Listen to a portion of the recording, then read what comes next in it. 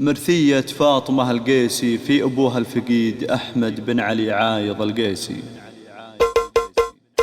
أواه يا قلبي من الحزن أواه، وجروحي تشعل في الحنايا براكين. الفقد يا استديو ملكة الزفاف للإنتاج الفني، وأنا فقدت أبوي أحمد غالى العين في 17 4 الله توفى في يوم الجمعة. راح أغلى العزيز راح الأبو يوم بقى غير ذكره. أحمد علي عايض عليه بقيا فقده مصيبه وكسرة الظهر فرقه، وجروح قلبي مثل طعن السكاكين. ضاقت بي الدنيا وهالكون والسماء، وانا اللي كنت وياه كل وقت وحين. والله ما تخيلت عمري بالايام كأن فقدت الروح والقلب